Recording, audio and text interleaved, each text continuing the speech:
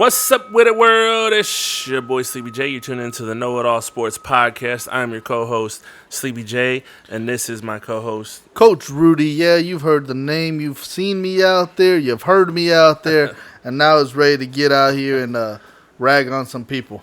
You said I sounded drunk. You sounded drunk on that one. Because I am. I was drinking root beer. What do you expect? Yeah. Oh, you know what? I haven't told nobody about that time that Leche got drunk off of root beer. That was awesome. That. Right, That has nothing to do with the podcast, guys. That's just a side note, family stuff. But anyways, we got a lot of stuff to cover. More jobs moving around in the NFL. A lot of things going on in boxing and whatnot. So we're just going to jump right into this. Where are we starting? All right, we got to start with John Gruden. You want to start with the NFL? Yeah, well, no, not the NFL per se. John Gruden. Just Gruden, huh? Yeah. All right. Thoughts? Opinions? Provoking. Do it now. I'm awesome. John Gruden is not. That's facts. All right, so look.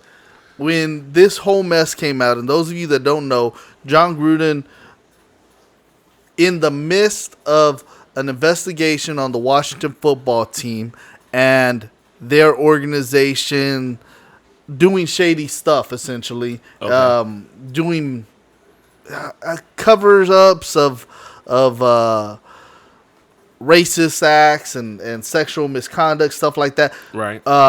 In the midst of an investigation on that, they found that John Gruden had emailed one of their executives, Bruce Allen, and this is over a span of 7 years. Okay. Of emailing him and others in the NFL and other assistant coaches and whatnot. And in his emails, he had everything from racist comments about prominent black personnel in the NFL, in the players union, players, homophobic words, misogynistic words, naked pictures of cheerleaders of the Washington football team. That too? Oh, yeah. So these things are found in this investigation to have transpired specifically from Gruden towards the team. Now, on Friday of last week, after we had already done the show, that's when the story broke. But when it initially broke, they only revealed his racist comments. From one email. Right. So one racist comment. So over the weekend, Gruden says, I didn't realize that was racist. I didn't mean it that way. I'll talk to my team. We move forward. Since we've already talked about it, let's forget about this, essentially. That's kind of summation. He breezed over it all. So Sunday they go, they play their game, they lose. Well, in the middle of Monday Night Football, that's when it happened. That's when all hell broke loose. They started releasing more excerpts from the emails from him. Yeah. And that's when you started seeing more details of what all happened. So I don't want to downplay the racist stuff that came out on Friday. Okay. That should have been enough. Right. To show his character and to show that he doesn't deserve to lead an organization. Right. That should have been enough. That should have. But it wasn't. It wouldn't have done it. They allowed him to keep coaching through the weekend, and it didn't appear that it had pissed enough people off. Enough people were like, it was one thing. It was stupid. Whatever. Well, then when the rest of the stuff happened, in the middle of Monday Night Football, before halftime, halftime. There's a comment that comes out via tweet that he told the team, I'm going to resign. And then just before Monday Night Football, they're like, so he's out. So it wasn't, I'm going to resign in 3 days. It was, all right, the team already pushed him out. He met with the owner. He's done. Yeah. So where are we going? Like, you just telling people what happened? So, that was a recap. Okay. My personal take. Did you, before you get into that, did you see any of the stuff personally, or did you just hear that? No, I read them. You read it? Yeah. Okay. So I didn't catch any of that. I knew about the incident that came out. I think I heard about it Saturday from other sports people talking about how it came about. I even heard some of the players saying, like, I don't think that he's racist because I played for him or whatever the case was. They just said that they kind of chalked it up as, like, he may have said it, but I don't believe that he means it in a racist way. It's kind of what the former player said that had played for him. And I just kind of took that to, okay, whatever. We're gonna gloss over this. This is not gonna be a thing. So I didn't see any of these things come out. Other than that, I figured he's probably not gonna lose his job, and if he does, it'll be at the end of the year after, if it's still an issue at the end of the year. I don't have a great deal of confidence in the Oakland Raiders organization. I don't have a great deal of confidence in their family. Now, I understand people are different. A father can be racist and doesn't mean that the son is, right? Yes. So, from going back to the days of Marcus Allen and the Oakland Raiders in the 80s to the early 90s, I've never felt that the ownership of the Raiders was that of good people. I just, right. To me, it seemed like that what was his name? The former owner, Al Davis. That Al Davis, he always came off looking racist to me. Just had behaving in a certain manner that made me not trust him. And so how he did Marcus Allen, to me, I don't think he would have done it if it was a white player. Okay. Now, that said, you go on to the Cowboys are the beneficiaries of having received Amari Cooper, right, via trade from Oakland. Why would you trade away your best player? So then Khalil Mack gets traded, right, to Chicago. Right. Why would you trade away your best defensive player? You need to have some kind of basis when you're building or rebuilding. Yeah. Now, if you're saying, okay, well, we're trying to build through the draft, okay, but then they were trying to trade back for Khalil Mack this last offseason. And then their excuses their first couple of seasons without Amari was, oh, we don't have a receiver. Well, no, right. You just traded him. Well, so you were going back in the history of the team. I didn't. Whenever Gruden got there, I seen those trades, and I honestly took it as, I want to start from scratch. I want a whole new team. I want to build it for Carr. That's what I thought what they said. You can't build a team for Carr by taking away Carr's best weapon. Well, that's, again, because, they were, I remember they were like, oh, we got like 6 number 1 draft picks, and I was like, why do you need so many draft picks? There's no guarantee that all those number 1 draft picks are going to be great. That's why you want more. Yeah. Because there's no guarantee of how many are going to be great. But, look, honestly, I've just never trusted the Oakland Raiders organization. Yeah. Because of these types of things. Do you trust any organization when it comes to, like, race relations? No. I don't. And it's basically because of what they just did with Gruden. Yeah. Gruden was emailing the GM of the Washington football team. Yeah. And he wasn't thinking twice about the comments that Gruden was saying. You know, that's funny because when it broke at halftime, I was listening to the newscasters talk about what happened. And they were like, yeah, these emails were so offensive that, like, they started naming off all the people that they offended. And I was like, damn, even the commissioner got offended by this? Oh, well, the stuff he was calling the commissioner? Yeah. That's what I'm saying. Like, they were just saying, like, oh, he said, you know, he was taking shots at everybody. Yeah. And so I was just like, damn, like, they went down like, oh, this team, that team. But this is why I don't trust these teams. Yeah. And it's not exclusive to the NFL. Oh, yeah, that's definitely, it's to the whole idea of there being what do they call it? White owners? No. In society, people always classism. I know classes. No, the term not white bias. Like whitewashing. No, you're talking about. I'm just trying to help you figure the word. Yeah, and I wish you would, but you suck. The idea that the white people in their actions are disparaging minorities. Oh, I know you know the term that I'm not thinking of. like are you talking about like the white heroism complex that they have? Not that The deep. white savior? That's it. Not that deep. Oh.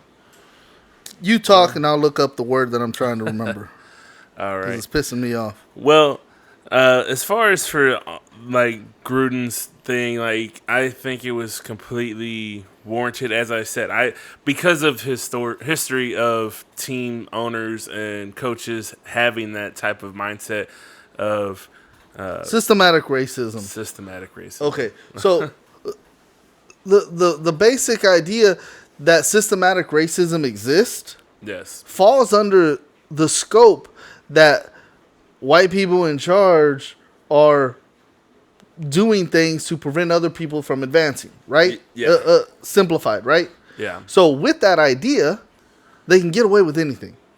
Yes. That's what John Gruden was doing. Right. That's what these executives were doing. That's what McVay, who was in these emails as well, you know, the coach for the Rams. Yeah. So them having this attitude and still running this ship Yeah. goes on to play into that idea that the NFL ain't doing nothing for the betterment of their players. Right. They're just doing it for themselves, and they're hiding their racism. Yeah. So And then- that's why you still see so many white coaches in charge. Right. That's why McVay gets a job at 32 Yeah. when a black coach who's been in the league for 20 years can't get a head coaching job. Right. So this perpetuates that.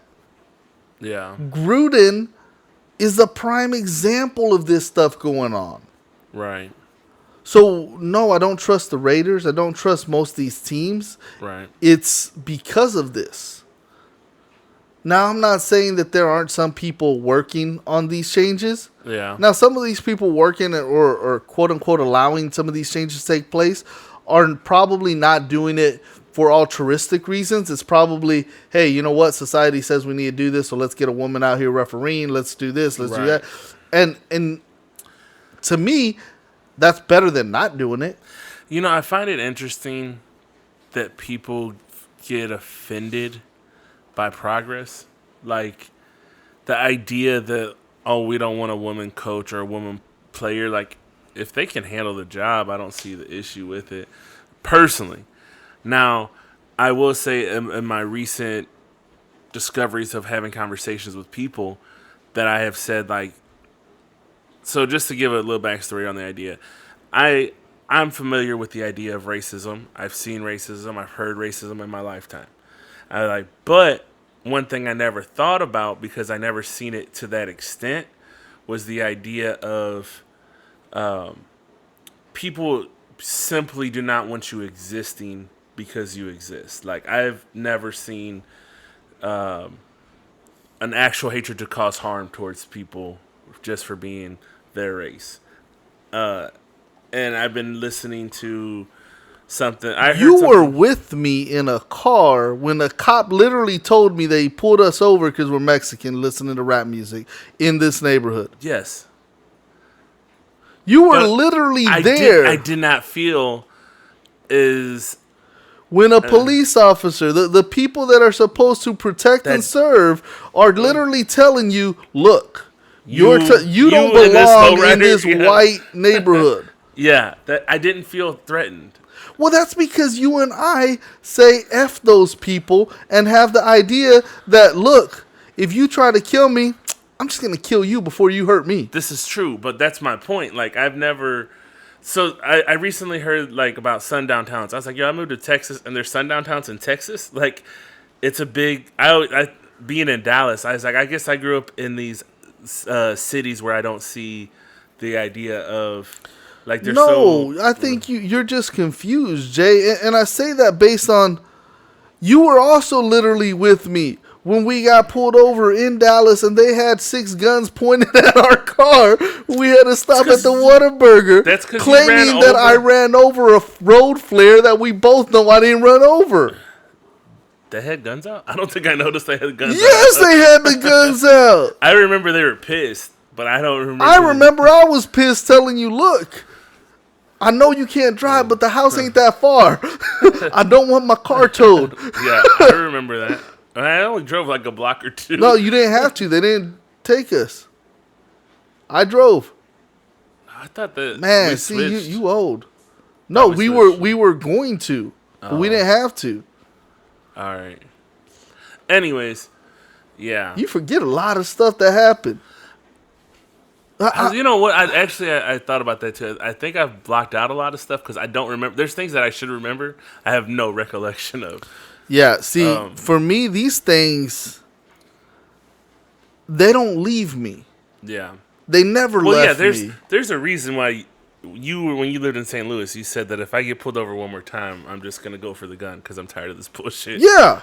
But for me, like I said, I don't think, I tell people all the time, I think of St. Louis as diet racist. They want to say racist things to you. What are you talking? I lived up there for a year and a half, and all I heard was racist things in front of black people using the N-word freely, and the black people not flinching. As I said, I take it as these are just words, and they're just.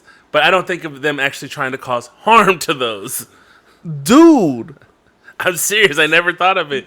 Because I never seen anybody ever just act on that. Because the black people were so used to it that they didn't. I know. The black people that I grew up around here in Dallas, even if it had nothing to do with them, they would hear that, they would have went and whooped that person's butt. Yeah. And it didn't matter if they were a nerd, a band person, a athlete, whatever. Back in my day, that's what would have happened.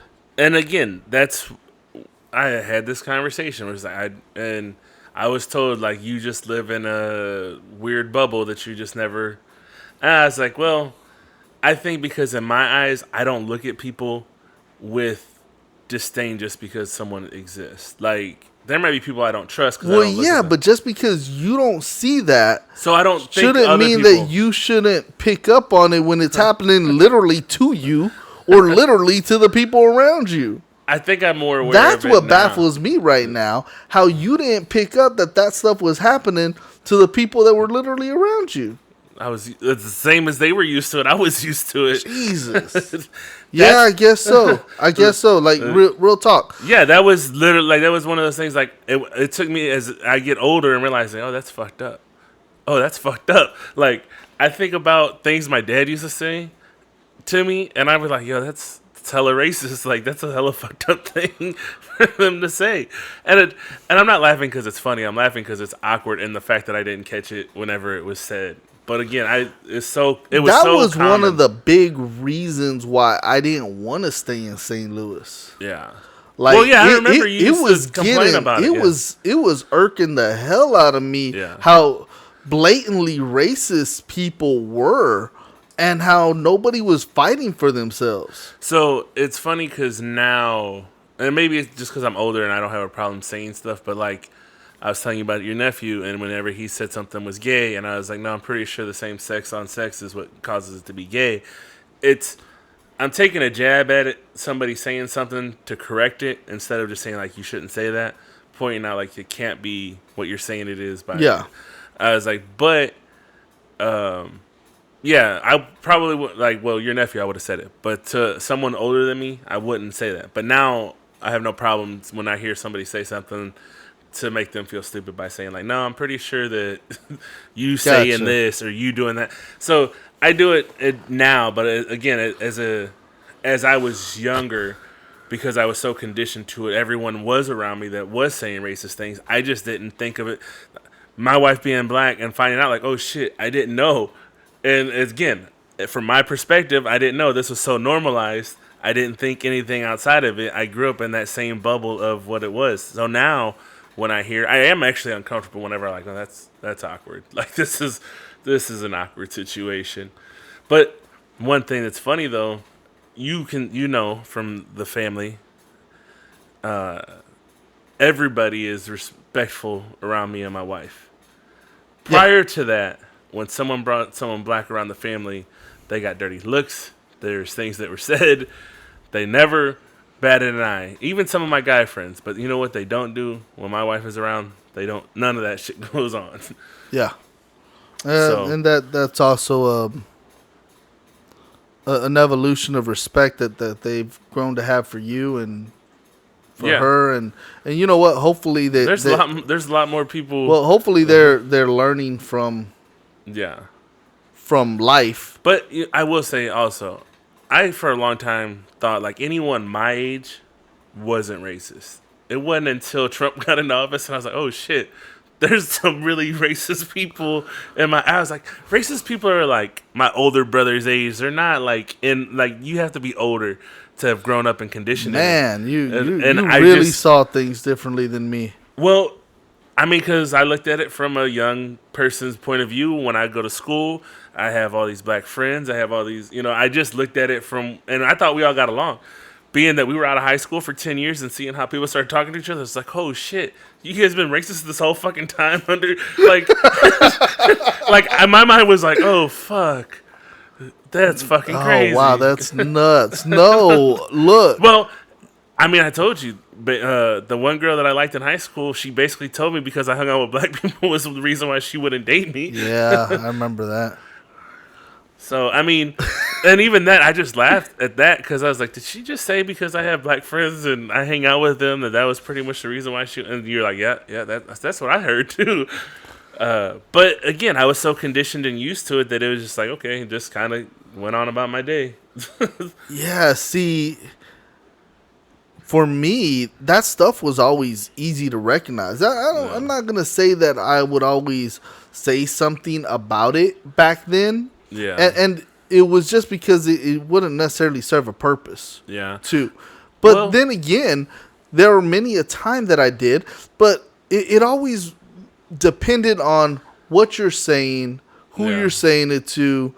Do you know you can get your butt whooped for saying these things? I was going to say, and a lot of the more racist stuff was said between mixed company, joking with one another about each other's race, not necessarily trying to elevate oneself above the other race, just mixed company joking. Most of it was typically jokes about what other people perceived as and that's what the stereotypes that white people have put on each minority. But that was another thing though too. Not to harp on this too much, but in our family, it was very much that we did that. Oh, Mexicans don't do that. Mexicans, we were very much. I don't know. It's just weird. I think about it now. It's like we were very, because we were brought to be proud. So if that was the other thing, like I know a lot of people. I mean, obviously people are brought up to be proud of who they are, where they come from. You grew up closer to more of our extended family than I did. Yes. We were much more isolated. It was my parents, my siblings. Yeah. And I heard these things more frequently around my extended family than my immediate family. Yeah. Because I never heard anything of that sort from my siblings. Yeah. From stories of my father, I had heard that he had said some things, but my father was always respectful to people. Yeah. In person, he wasn't criticizing anybody's race and stuff. Yeah. I'm not going to say that he is a saint. Right. But I will say that none of us liked when he said something that was unfavorable about anybody of a different race. Yeah. And my dad never would have cared if anybody, as far as I can speak for his sons, if his sons ever dated somebody of a different race. Yeah. Because I had girls of all kinds of races come over, and he was sweet as can be to all of them. Yeah. Now, I don't know if he would have felt the same way if his daughters would have dated somebody outside of the race. Yeah. But I know for his sons, he didn't care what the girl was. My dad didn't either. My dad, he just said things that were like, nah, that's not a cool thing to say. But I remember your dad saying some stuff. But yeah, he didn't. I mean, yeah, he but your dad talked a lot more than my dad did with us. You know, my dad would talk to more adults. Yeah. We were to be seen, not heard. Yeah, that's definitely different too. But no, I was just going to say because we grew up in St. Louis. Oh, not you, but I grew up in St. Louis. We were taught to... I mean, we knew about racism because we're like, if someone says this, you don't, you be proud of where you come from and who we are, whatever. So, but at the same time, they also were married to white women and whatever. So I'm sure, like, you kind of got conditioned to their dad calls me a beaner or whatever, and you just kind of accept those things as being normalized. Like, we normalized being called beaner, or we would jokingly say, "Oh, don't mind me, I'm just a spick that, whatever," because being in St. Louis, you're gonna hear. I remember they called me the Mexican kid in the school, like before all the people started coming up from down south. For a long time. Yeah, I was we were the Mexican family. You were. I saw your yearbooks. Yeah. So I mean, that was common for us, and I remember Ricky would say, if you see a group of Mexicans, it's my family, come say hi. I'm sure we'll be around somewhere. It used to be common back then. By 2000, that was no longer the case, but in the 90s, that was a thing for us.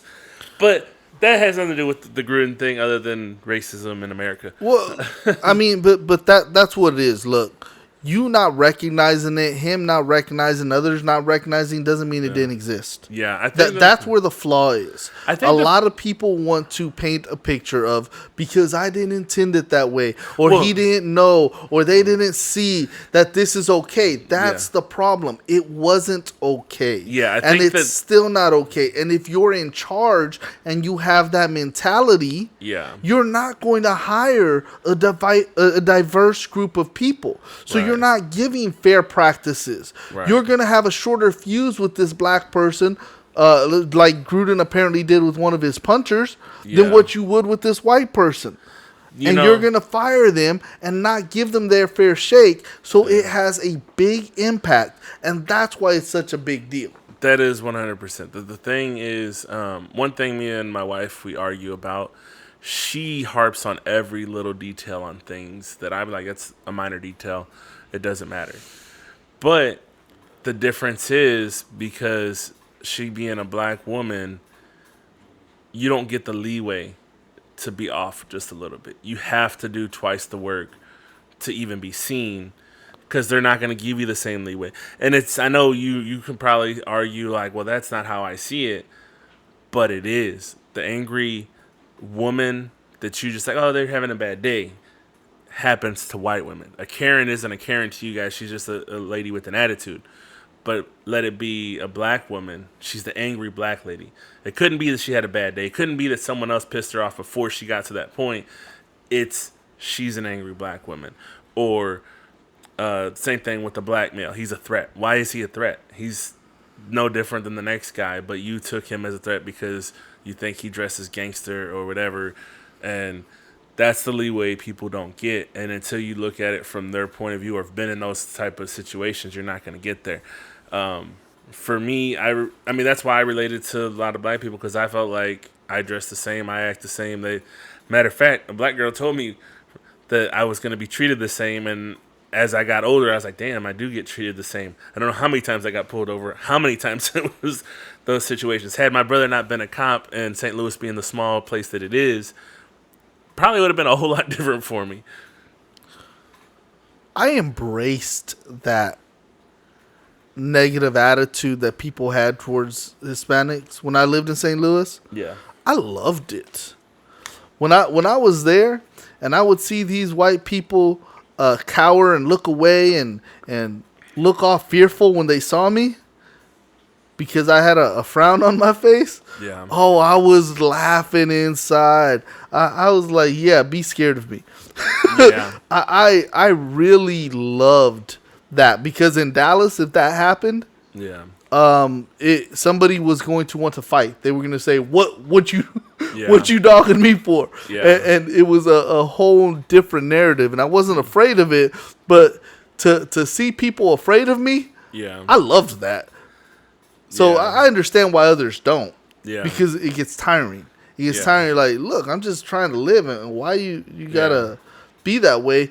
But even you defending yourself shouldn't be seen as you're a monster. Like, you literally attacked me before I escalated it to yeah, another level. and you know, like I said, that there was also a difference in mentality, a difference Yeah. in fear level. That goes to how and- me and you are. Like, we've had that discussion. I don't walk around in fear.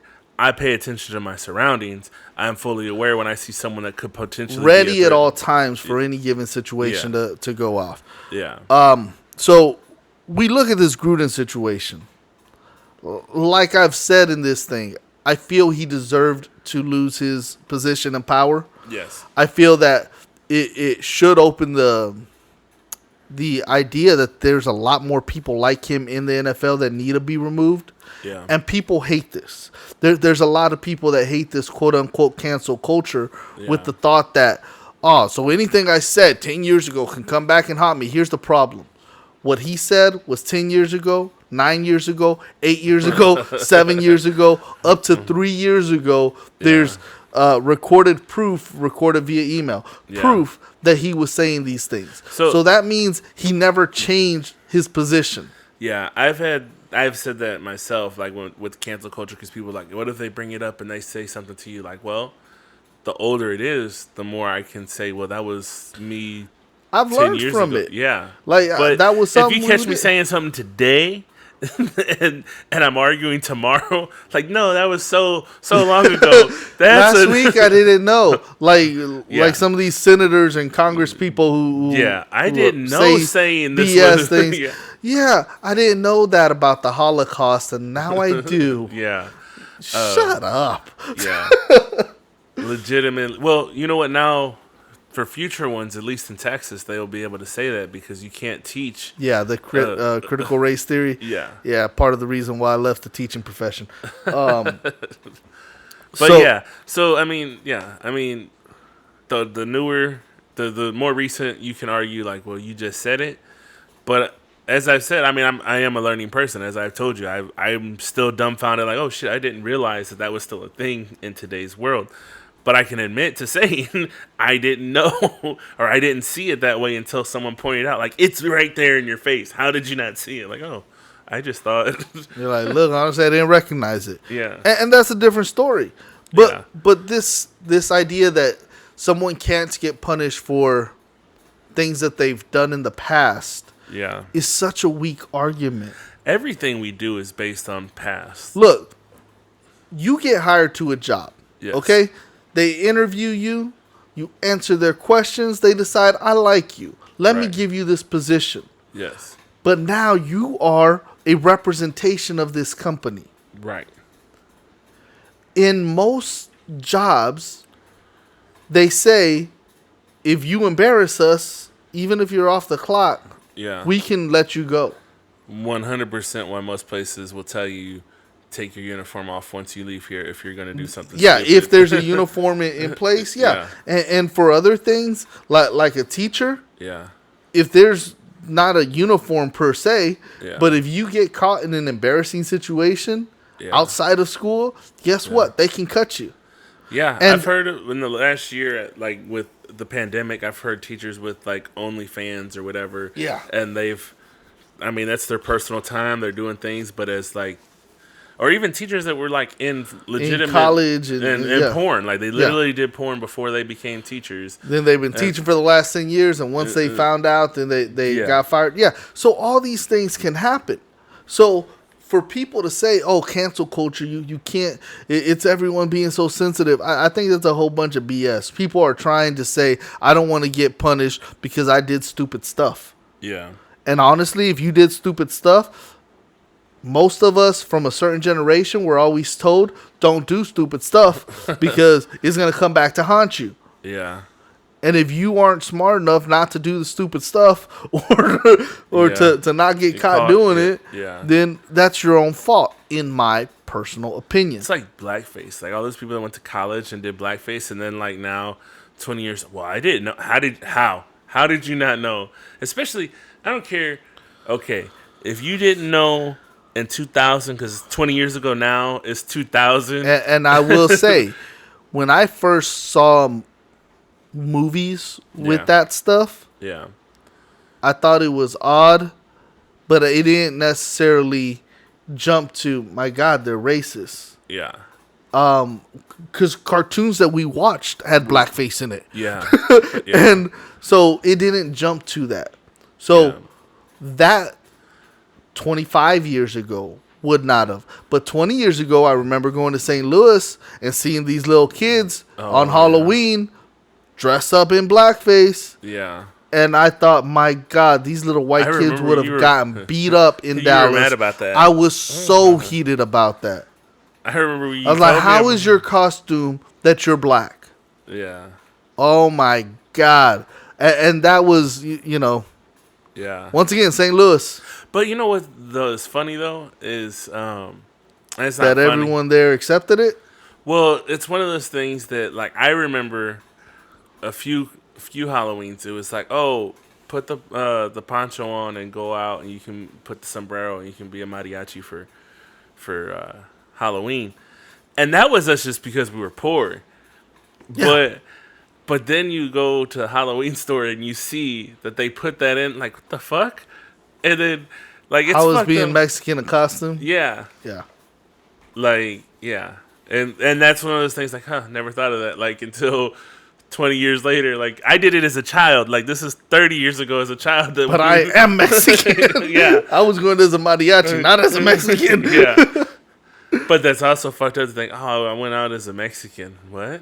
Aren't you Mexican? Like, oh. I went by, like, my mom's kind of Mexican, not my kind of Mexican. I'm an American Mexican. All right, so yeah, what are your thoughts? I mean, you've heard what I've said about Gruden. Well, I was you cut me off while I was trying to, because you found the word that I was thinking of. Yeah. Term. Yeah. What I was saying was I didn't expect him to lose it in the middle of the season. Surely thought it was going to be like, if he has a bad season, if he does really well, they'll just sweep it under the rug. But it's, as you said, it's not beholden to just this organization. I am a firm believer in Jerry finds out the mess of a lot of these players before it hits the masses, and he uses that to his advantage. Like, I'm going to get you at a discount because no one else is going to touch you because I know all your dirty little secrets. And then whenever he's ready to be done with you, those secrets just so happen to come out after he decided not to renew your contract or whatever the case is. So, I mean, it's not beholden to just this organization. He deserves to lose it. I know people will be mad because he's got a family and whatever. But you know what? Most jobs don't care if you have a family whenever you've done something they deem professional. Unsatisfactory. Yeah. One thing is, I heard some people say, oh, what it's really going to hurt is all those coaches that he has in Las Vegas that have their jobs because of him. And where my mind goes is, how many of those coaches have that same attitude? Like mine, stay together. Exactly. Yeah.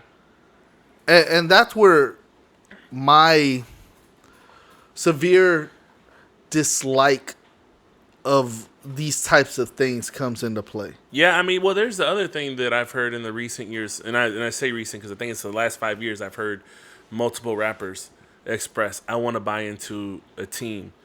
And most people will be like, no, you can't. We have a committee. You got to be voted in, whatever. So much so that even some of the richest black celebrities have said, like, well, I think I have enough. And they're like, no, you don't. Like, well, what if I put my own committee together to buy into this? And they still have been told no. Deny them. Yeah. Even right now, they're saying the Broncos are looking to potentially sell in the next year or so. And the rumor was like, oh, Jay-Z is thinking about buying them, even though he's a Cowboys fan, and he denied it. But they were like, no, he's not going to buy. Like they automatically just said, nope, we're not even going to entertain that idea. That's the big problem when we're talking about sports or we're talking about society. Yeah, the people in charge, the people that have the control, are of a certain pigmentation. Yeah. Well, I was going to mention a few, because you were saying it's not beholden to just the NFL, it's other teams and whatever. What was it, like 10, 15 years ago? The one... Clippers? The basketball coach was like caught talking to his girlfriend. No, it was the owner. Oh, yeah. They pushed him out. And they pushed him out, and it was only because he was on recording. Was recorded, yeah, saying these racist things of the players and whatnot of black people, and that's the thing. It wasn't just him. I'm positive of it. Yeah, as we just said, like-minded people stick That's together. who they put into their positions. That's whose kids get these coaching jobs. 100%. And that's why it's his dad was a coach and his dad was a coach and his dad, and it's because this thing continues. Yeah, I was gonna say, I mean, one thing, if you don't know anything about me, know that I am a 100% believer. It's about networking, your success.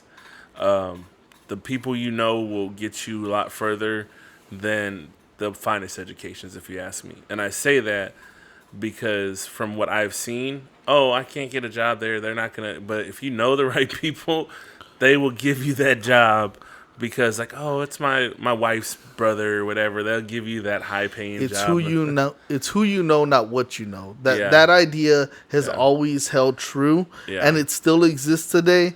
I think that you do need the degrees. For some. Depending on the career. But for so many positions, it still comes down to that. Yeah, I mean, especially when we're talking sports. You don't need a degree. Depending, once again, on where you're at. Yeah. So, let's get off of this. We've gone almost an hour on this already. I just realized your shirt. Wilder and Fury. Yes. Talk a little bit about that because I did not watch anything more than a few clips of it. And to be honest, even though I like both fighters, what I feared would happen did happen. Yes. And from all accounts of what I heard, kind of played out like what I thought it would. And Wilder did what we said and reverted back to who he was. Yeah.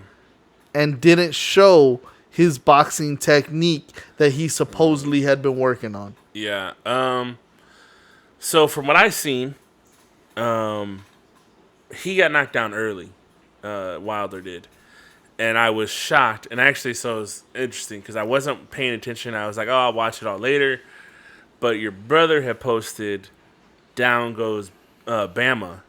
And I thought he was talking about Deontay Wilder. So I'm like, oh shit, he went down. Coincidentally, when the game was over for Alabama and that they were out, Deontay got knocked down for the first time in that fight. And it was like in the third round. And I was like, what the fuck? Like he lost? And I'm sitting here like trying to Google, figure it out. Like I'm sitting here, I probably spent at least 2 rounds trying to figure out, did he lose or not? Oh, it's still going. I think Fury got knocked down twice in the next round. And I was like, oh shit, this fight's still going on. So I was able to I was tuning in, watching all these updates and all the clips that were coming out. But you're right. We definitely said we wanted Deontay to win. Didn't think it was gonna go that way. And he knocked down Fury a couple of times. Yeah, the fact that he was I think it was 5 knockdowns in total. And twice it was Fury that went down. Yeah. In the same round. Yeah. And it was the fourth. Yeah, and the fact that who would have thought you knock down somebody twice in the same round that it goes beyond 2 more rounds? I personally would have oh yeah, this fight's gonna end in a knockout, and I would have probably said it would have been. You know what? Honestly, we've seen that happen before. Not legitimate. No, we've seen it happen. But it's been so long since we've seen it in a heavyweight bout that's Yeah. where it's different. Yeah. Because we've seen it in middleweight fights and middleweight and lightweight fights. So that's why I don't want to make such a concrete statement like that. But to be honest, I'm glad so many people were entertained by that fight. I mean, they were banging. Like, but I'll say this: I saw Muhammad Ali fight. I've seen the Thriller in Manila. Yeah. I've seen him versus George Foreman. Yeah. I went back and watched those fights. I did too. And I've seen even the Lewis fight, like, bro. Exactly. Like, so I'm not. And look, I saw Pac-Man fight against Marquez, and I saw some great fights. Yeah. When you see a heavyweight actually go full energy for 15, 12, 13 exactly. rounds. I can't sit here and say that these two dudes gave me the best fight I've ever seen. I wasn't saying that. No. I'm not saying that you did, but I heard a lot of people, and I saw a lot of people on Twitter saying, a lot of people, best fight I've ever seen. And I saw a lot of old heads saying it too. Yeah. I was like, man, you are out of your mind. But first off, these two boxers aren't even necessarily great. Yeah. And second of all, both of these boxers lack a lot of skill. Yeah. They're going off of strength. Yeah. And knockout ability. Yeah. It's not that sweet combination that Mike Tyson used to have, which was skill and power. That, everyone talks about his power, but nobody realizes, like, man, that skill. Yeah. Yeah. Or that Evander Holyfield had, or that Mike, or that Ali had. Yeah. So when I'm looking at a great fight, I'm looking at that stuff.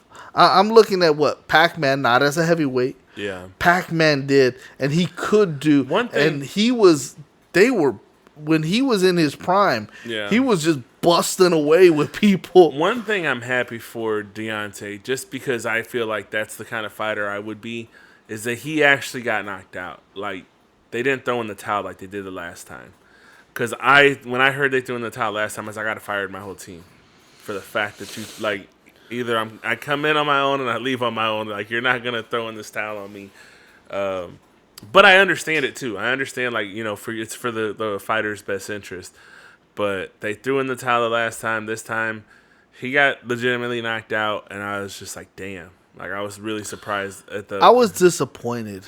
Not at him getting knocked out. Yeah. I was disappointed at how out of shape he was. He's never, like... I've watched him for a long time. Oh, I know. But I was hoping. Yeah. I was hoping that he actually worked on his conditioning. Yeah. Yeah, I mean, but he wasn't fighting smart. I mean, there was a lot of hugging after. You said it last podcast. Everyone's got a plan till they get punched in the face. Yeah. And that's exactly when his plan switched. As soon as he got a good lick to his face, he's like, F this, I'm swinging wild. I'm going to live up to my name. and that's what cost him. Yeah, that's what could win when you're going up against inferior fighters. Yeah. But when you're going up, look, if you and I had to fight one another, I'm not going to try to go punch for punch with you. Yeah. And try to knock you out. First off, because I can't hit that hard. Secondly, because it just don't make sense. Yeah. When someone's at your skill level, you have to outsmart them. Yeah. In what you're doing, in strategy. And that applies to fighting. Right. Because if you don't, you're asking to lose. Yeah. You're gonna lose. And that's why Wilder lost. Good job, Fury. Good showing. It was an earned fight. Like, you earned that win. Hopefully this is the last time we see this, because I get bored with fights when they're like this. But I mean, it was a good fight. I mean, I wouldn't say it's best ever, but it was a good fight. All right, so let's move forward. We'll kind of go through these a little bit fast. Running backs? No. Dallas's offense right now is ranked number 1 in the NFL. Yardage per game. Did you see it They're coming? killing it. What's that? Did you see it coming? The offense? Yeah. Yeah, man. I told you at the beginning of the year. Like, and that's the It thing was one that of these those things people that, yeah. didn't see. Look, I told you the offensive line. I'm not worried about in the idea that so many of their backups played so much last year that they're gonna be decent if they have to play. Yeah. And what's happened? They've held up. Yeah. So that's what it takes for an offensive lineman to get better is more reps Yeah. with the guys that he's going to be out there playing the game with. Right. So the offensive line has done what they were supposed to. Yeah. The quarterback's done what he's supposed to. He's doing Zeke has very done what well. he's supposed to. Yeah. Pollard's doing what he's supposed to. And the receivers are not even being asked to catch. I didn't catch the hurt that Zeke got. Was it a serious one or no? Nah, he fell on the pylon. Okay. The pylon was on the ground. He rolled up on it. It was kind of like a punch to your lower ribs type thing. You know, Yeah. it hurt, makes you feel uncomfortable, Yeah. but just got to bruise and shake it off. Gotcha. But the offense is killing it. Yeah. They look virtually unstoppable. Yeah. Is that a surprise to you? I'm not really. Because I know you weren't big into Dak. How do you feel about him now? Dak has silenced any critique that I've had. Like, you know me, I've been hard on Dak this whole time. His whole career. Yeah, I've been hard No on him. matter what I've told you. This is, I mean, I told you I was worried about him coming in the season, the not playing. There's a lot of questions. And after the first game, I pretty much was silenced. But as he continues to play, like, I have not a whole lot of room to even, all right, I'm just scratching my head and just like, oh, yeah, about that. So, Dak's playing really, really good football. Knock on wood that he continues to play very well. We don't ever have to have Cooper Rush ever in a game. Ever. Actually, I wanted him in last game. Because they were just going. Even with what I'm saying about the O-line holding up, Yeah. that D-line from the Giants Yeah. kept penetrating. Yeah. They kept getting through, and I was worried that Dak was going to get hurt. I was saying, get another touchdown Yeah. and get Cooper out there. Yeah. Because I didn't want a stupid injury Yeah. from a game that we had control of.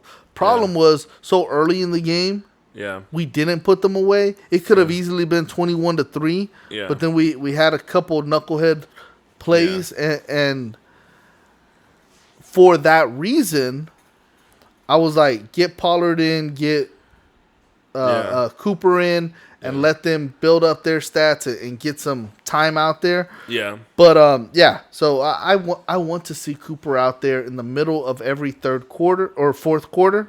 Yeah. Because I want the Cowboys to be putting teams away Yeah. by that time. Yeah. I'm also impressed. I know a lot of people aren't really impressed by Zeke. They still are questioning him. I've been hearing the commentators talk about how Zeke is still not Zeke of past. Really, I haven't heard that at all. I've heard everyone say On he's Fox Zeke the Sports, past. I've heard them. I don't watch those guys very often. Well, they like to point that Pollard. This is what annoys me is everyone says that Pollard is better than Zeke, and He's not. No. One of the things that scared me, there was a couple series where they had Pollard in and Zeke out. Yeah. And that's when Dak was getting the most pressure because Pollard didn't know who to pick up. Yeah. He was picking up the wrong guys and not doing a good job picking them up. Yeah. Whereas Zeke reminds me of Emmitt Smith in the backfield. I've been impressed by his protection. Pick up the guy coming through. Yeah.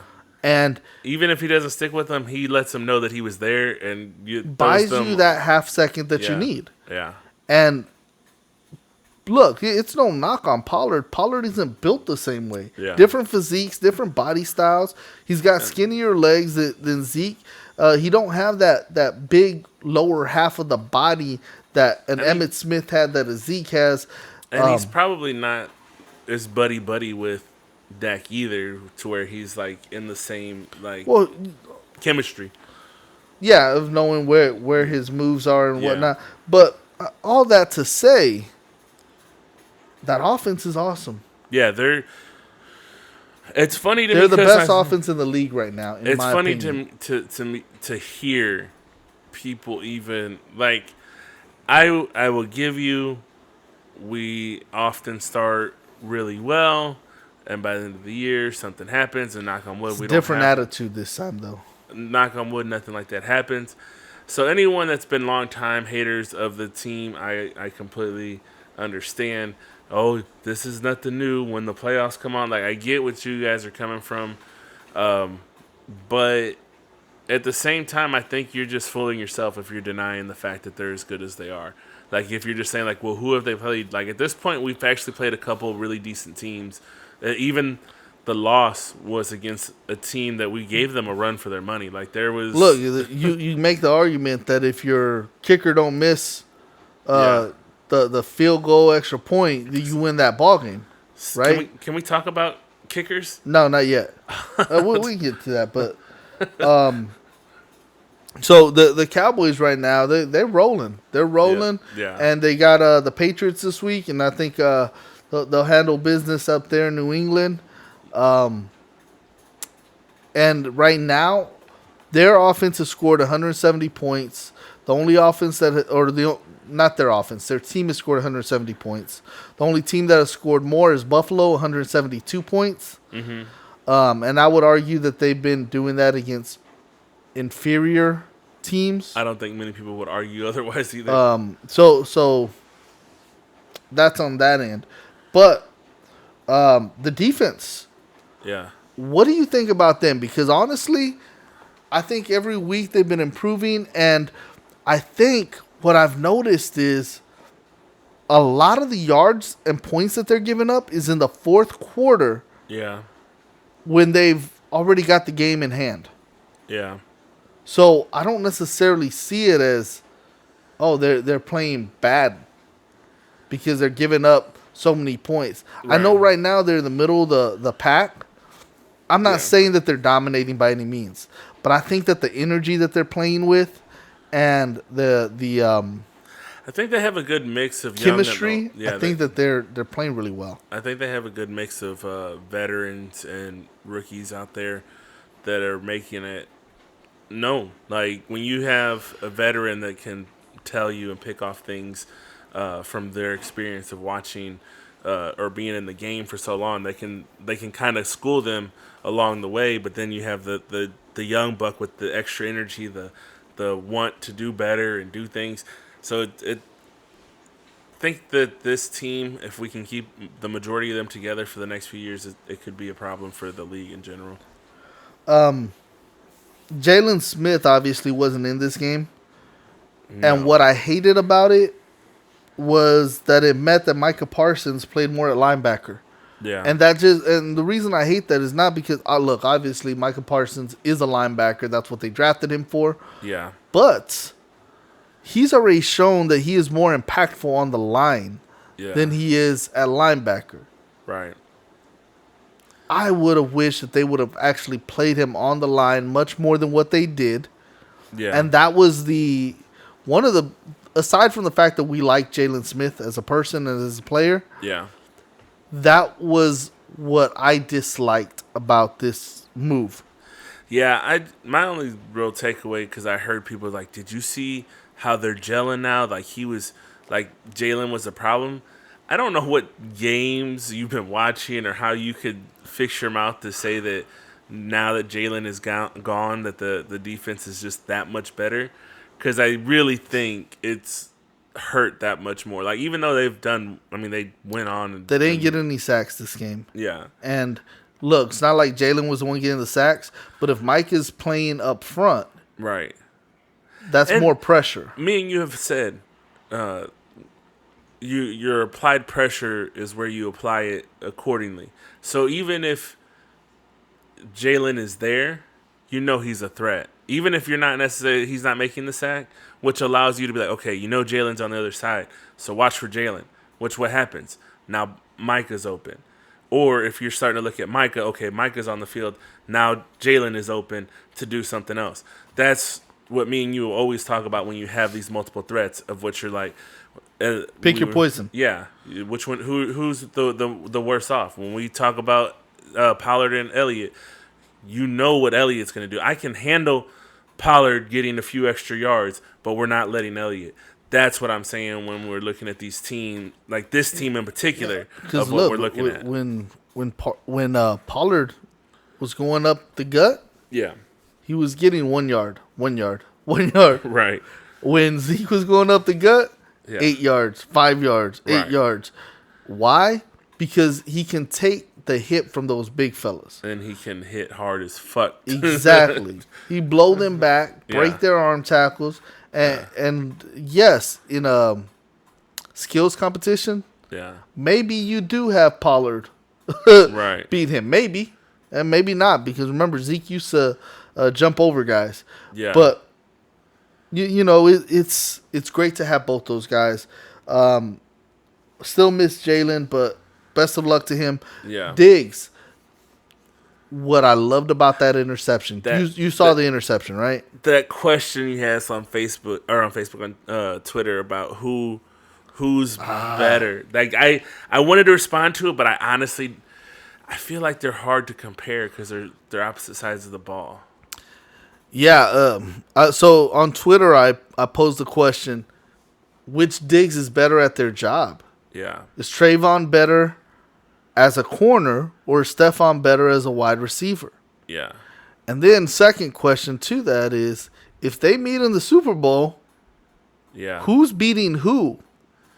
yeah.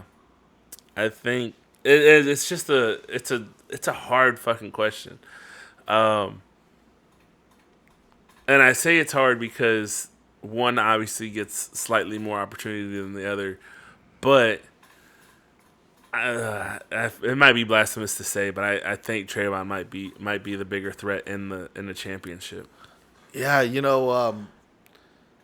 Stephon, the older brother, maybe he beats him just because he's the older brother. The mentality of Yeah. I could never catch him. He was always even if Stephon's the better player, Yeah. career wise, ends up having the better career. Look, Stephon Diggs has been good in the league for a long time. Yeah, He's been really good. I think in many places he's been undervalued, yeah.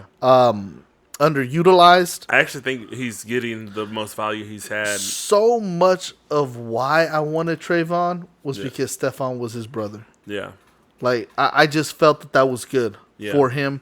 That would create the right mentality. yeah, And obviously, Trayvon's been killing it. yeah, But what I loved about his pick, he did what Dion used to do. He Yeah. gave cushion, then sped up and Yeah, stole that mud. They were like, he comes out of nowhere. Like, we don't know how he just comes out of nowhere. And I remember we had that conversation He's about that. baiting them. Yeah. And most corners can't do that. Yeah. But this is the other thing. What I criticized Cowboys coaches for the last several years was defensively, they were teaching their corners to play the receiver and not to play the quarterback or the ball. Right. So their backs were to the quarterback. They'd put their hands up. They'd get pass interferences called on them all the time because they weren't facing the quarterback. Right. When I watch Trayvon play, I don't care if a receiver beats him every now and then Yeah. because he still catches up to make the tackle. Right. You make the catch, I'll make the tackle. That's the position. Right. But he's playing the quarterback and playing the ball. Right. His eyes are where they should be. I coached corners to look at the quarterback the Right. whole time. Your head stays there, your body swivels. Right. And that's the way I believe corners should play. Right. When you, as a corner, turn away from the quarterback, you have no clue what's going on. So you watch more college ball than I do, obviously. Did you know, did you see him whenever he was in college? Are you seeing similar play from college to... The reason I hate watching college football Yeah. is because you have so many teams. You got 300 teams, right? Yeah. And if you're a stud on your team, you probably face 2 guys all season that are at your level. Right. So you don't get to see people go up against people that are just as good as them very often. Right. Trayvon killed it in college, but to me that's not a big indicator. Yeah. Because he was going up against a lot of trash. Yeah. Whether you're talking about quarterback or receivers. So he didn't have to play as hard. I was just curious, like, was he getting picks? Like, is this picks like something new for him? Is this no? He got picks in college. Is he? I was just seeing like, are his coaches training him better now than he was prior? Is what I was trying to get to. He's just more confident now. You think he's just he knows what he's doing? He studied more. He's more confident. He's for cornerbacks, it's usually the second year. Yeah. Where they really take a big jump. Yeah. First year they get toasted a lot. Yeah. And that's what happened with him. Yeah. But you saw the flashes. You saw the potential last year. Yeah. And this year it's just coming to light. So, all right. Enough of the Cowboys talk. Let's get to the picks so we can let you go to bed. Okay. So, I got to talk about the kicks that were missed. Oh, it was like 14 missed PATs and well, I don't know how many field goals. The game that I was talking about was the Green Bay game. No, but I'm talking about in the league. Yeah, 14 missed PATs. I know. Most of any but Mason, week of all time. Mason Crosby, like, I would have. Yeah, he's one of the best catchers or kickers in the league. And he was missing kicks that he would normally get all day, every day. But I don't know what it was. I don't know if there was just I just listened to it. I think because it went into overtime, and it was just like, are you kidding me? Like, was it Green Bay and Cincinnati? Is that who they were playing? Yep. The Mongols.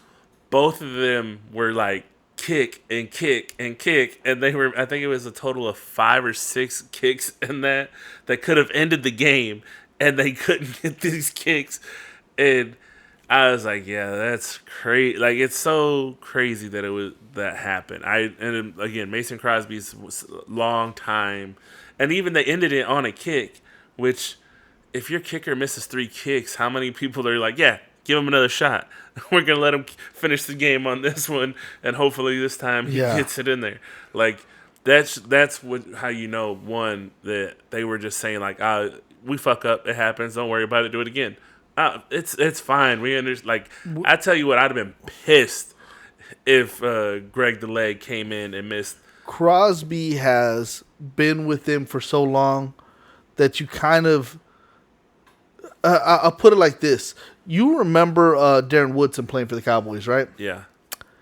Darren Woodson didn't mess up very often, right? But there were times where he would mess up on a play and someone scored a touchdown on him. Yeah. And I always saw those and said, it happens. Yeah. And it was more of the idea of, I can accept an error from you. Yeah. Because we're not going to get this happening again in this game. Yeah. It might happen in another month. Yeah. 3-4 games down. Right. But it ain't happening again today. Yeah. So an error from you is okay. Right. An error from Roy Williams? Yeah. Oh, I'm losing my mind. Yeah. I'm like, really? Yeah. Really? Yeah. That's why he shouldn't be in there. Yeah. Get him. There's some guys you want that quick hook for. There's some people. Well, Crosby's been in the league long enough that you're like, what ain't gonna happen again? Eventually, he's gonna get it right. He's gonna win this for us, and that's what happened. Yeah. But I mean, if he's only been with you for 2 years, or like Greg, only been with the Cowboys this one season. It's a lot easier to say, F him, get him out of here. Yeah. He has no credibility here. What was the one that we had for like most of Romo's years? You're talking about the one that went to Minnesota? Yeah. I remember I was really salty when they let him go because they're like, oh, we need a kicker that can kick further. Well, for most of his career, he was the most accurate kicker of all time. Yeah. But when he went to Minnesota, he was still doing pretty decent. And I was like, and we have this kicker that can't fucking exactly. I was so mad. I'm still mad. Like, I was so Bailey. mad. Bailey. My wife hated when that happened. Yeah, because that guy's obviously not our kicker anymore either. The one that they replaced him with, but yeah, like we had Bailey for a long time, and he went on. It was like still kicking these 50-yarders, and they're like, we need a 60-yarder, and the guy made one whole season. Like, really, we lost because you decided to go. You're like, yeah, he's good. But we want someone who can kick it from further back. Yeah. And like, Jesus, I want an accurate kicker from 42 forward. Yes. Now, if 100. you're 60, 70% from behind 42, then I wish you were better. But right. If you're money from 42 on up, that's what I want you for. 44, really. 44 on up, I want you to be those money. Those are the ones that me and you always say, like, there's no excuse to miss those. Exactly. Like, you should. So a Bailey, who was like 99.9% from before 44 yards, and then slightly fell behind that. Right. That's why he was a perfect kicker to have. Yeah. I shouldn't be in position where I need a 65-yard kick. Exactly. I just wanted to mention that because I was listening to the Cincinnati game. Like, are you fucking kidding me? They lost that. Like, they didn't get that. It's an overtime because they didn't get that. Yeah. So I was just more shocked about that. But let's go on to our picks. All right. So I'm gonna read off the 4 that we varied from to the end. So the ones that we picked the same, we both got the Bucks over the Eagles, the Rams over the Giants, the Chiefs over Washington, Cowboys over New England. Yes. Okay. We also have both decided once again to pick the Jags to win a game. Jags at home over the Dolphins. Dolphins are favored by 3.5. We both took the Pack over the Bears in Chicago. We both took the Vikings to beat the Panthers. They're favored by 1. They're going to Carolina. Yes. We both took the Cardinals to beat the Browns. The Broncos hosting the Raiders. We both have them winning. And we both have the Steelers on Sunday Night Football beating the Seahawks because what happened to the quarterback? They got a great secondary quarterback. Seahawks are without Russell Wilson for about 8 weeks. So now the 4 games that we varied. Real quick, who's Vegas playing again? The Broncos. Okay. I just thinking about how Gruden's not there. Like, how much that affects the gameplay? Yeah, I know. I think it's a coin flip game, to be honest. Yeah. Like, the only reason I took the Broncos is because they were at home, but at the same time, it's a division rivalry. Yeah. Anything can happen in that game. I kind of just went with them because I know they've been kind of decent-ish. Yeah. Neither team's great right now. Raiders are having all kinds of issues. Raiders have been inconsistent, in my opinion, but yeah. Well, yeah, they're 3-2 right now. So they lost the last couple games. And even those 3 that they won, they weren't necessarily putting themselves in the best position, even if they pulled away late. Yeah. So I picked the Bengals to beat the Lions. I also thought this was a coin flip. I know the Bengals are favored by 3.5. Yeah. I kind of wanted to pick the Lions, but I said, you know what? Bengals have been playing well. Their defense has been playing strong. Was the final straw the fact that the Lions coach was crying? Like, probably. It really probably was. It's week 5. Yeah. You don't need to cry because you lost a game in week 5. Yeah. I don't care if that pushed you to 0-5. Yeah. You don't cry in week 5. You talking about week 12, week 13, week 14. That's a long, stressful time. Especially you cry in week 5. 18, yeah. What are you going to do when you get your butt whooped in week 6, week 7, week 8? To me, that was... I don't know. I kind of sympathize in the idea, like, we were so close. But at the same time, like, I'm also like, we're still in it. Like, we're still... Like, anyone... Like, even with them losing, it's not an easy... Like, maybe it's because that's the kind of team that I came from when I played football. Like, our team wasn't like... Our coaches were like, you know what? Here's the thing. Yes, we're losing. But one thing every team tells us when they leave that field is they'll remember that they played us because we hit them that hard. They don't want to face us again. Yeah. That's what you want to do. You want to leave that impact that, man, we're glad they ain't making the playoffs because Yeah. They're a team that could beat us. You know what? It reminds me of the St. Louis Blues hockey team. I always would, for a long time until they won the Stanley Cup, I would say like they're never going. But you know what? They're gonna be in the playoffs. That's like it happens. They're in the playoffs every season almost, and you might think that like, well, that they don't ever win. No, but guess what? You have to beat them. You gotta get through them. Yeah. You gotta go through them. Yeah. So I took the Bengals over the Lions. I really think it's a coin flip game. You're probably right.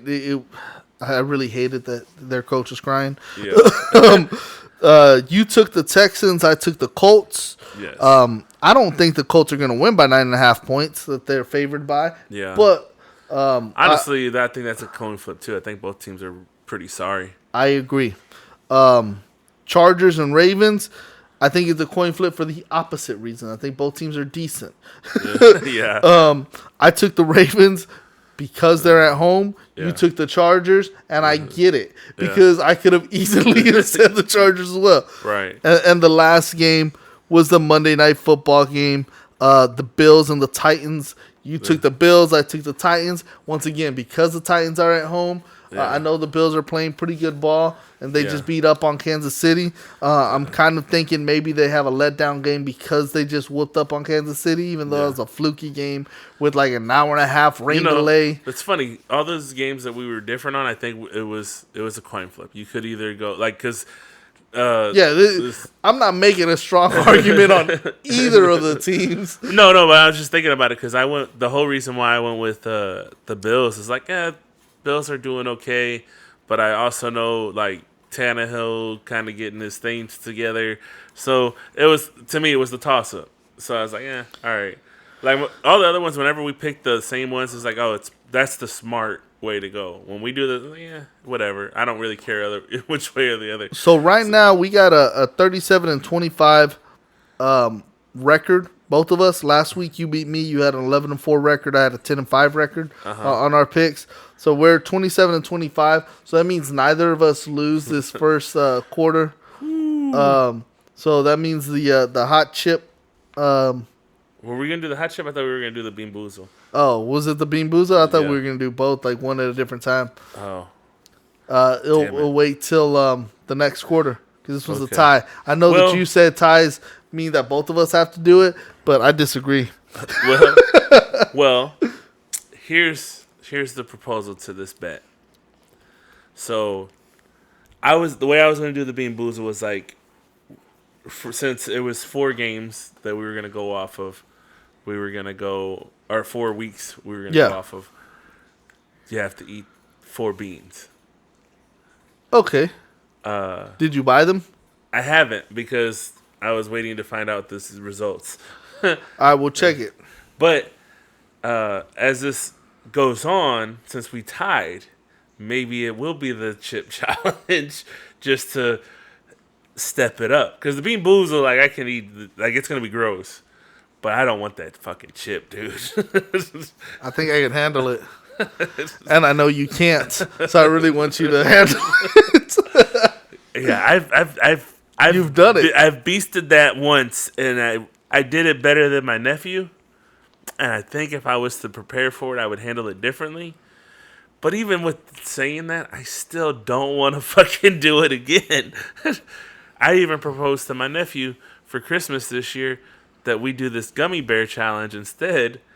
And that still doesn't seem What's like a the gummy bear challenge? It's a single gummy bear. You're supposed to chew it for 30 seconds before you swallow it.